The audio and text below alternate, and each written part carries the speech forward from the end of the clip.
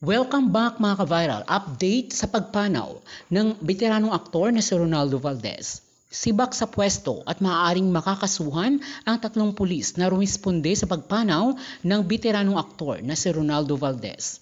Sa kumakalat kasi na video ng pagresponde sa nangyari sa aktor na si Ronaldo Valdez, marami ang naalarma at nadismaya sa nasabing video sa umano'y aktwal na kuha sa aktor sa kanyang silid. Nakita sa video na nakaupo pa sa upuan ng biktima nang wala ng malay, hawak ang isang baril. Labis na nagalit ang talent manager ng aktor na si Jamela Santos dahil sa kawalang respeto ng pagkuha at pag-post nito sa social media nang walang pakundangan na mabilis na kumalat at pinagpiestahan ng mga netizens. Sa naturang video, makikita ang aktwal na sitwasyon ni Ronaldo nang datnan ito ng mga rumisponding mga pulis. Mukhang lumalabas na totoong nangyari sa pagpanaw ng aktor. Hindi maiwasan ng mga netizens na mapaisip kung totoo nga ba na tinapos ng aktor ang buhay o mayroong ibang nangyari sa veteranong aktor noong December 17. Ang naturang video ay binura na ng nag-upload pagkatapos makatanggap ng matinding kritisismo mula sa mga netizens.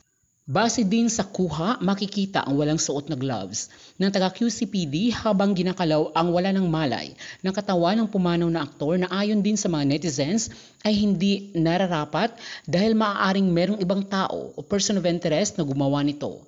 Paano ito mariresolba kung merong ibang rason sa nangyari? Marami sa ngayon ang napapaisip sa tunay nangyari base sa posisyon ng katawan ng biktima na hindi man lang natumba o bumagsak sa sahig dahil sa impact ng tama.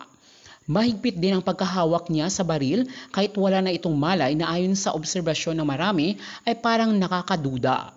Ayon sa komento ng ilang netizens na hindi pa rin kumbinsido sa nangyari, the responders should secure the scene. Doon sa video lahat, lakad-lakad sila sa area. Tapos nung kinuha yung gun sa kamay Ronaldo Valdez, walang gloves na dapat naka-gloves ka when it comes to collecting evidence. Saka nakakahiya, nag-leak vid, dapat confidential yun. Something fishy. Kung yun nga ang rason ng kanyang pagpanaw at may kasama sa bahay, bakit hindi nila narinig yung gunshot? Plus yung hands niya nakapatong sa thigh, still holding the gun, which is parang mali kasi may recoil yun.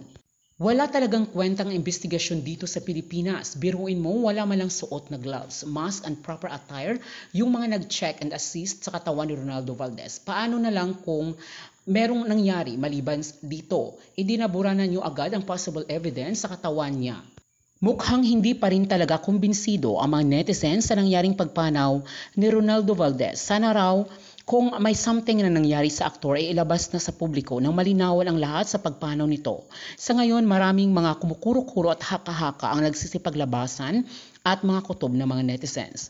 Patuloy pa rin ang investigasyon ng mga otoridad sa pagpanaw ng isa sa mga haligi ng showbiz na nagsimula pa ang karera sa industriya simula noong 1960s. Mula dito sa aking channel, kami po ay nakikiramay sa pamilya ng namayapa na si Ronaldo Valdez. Maraming salamat po sa panonood ng videong ito. Abangan lamang guys ang susunod nating mga updates dito lamang sa aking YouTube channel. Maraming salamat po sa panonood. Hanggang sa muli.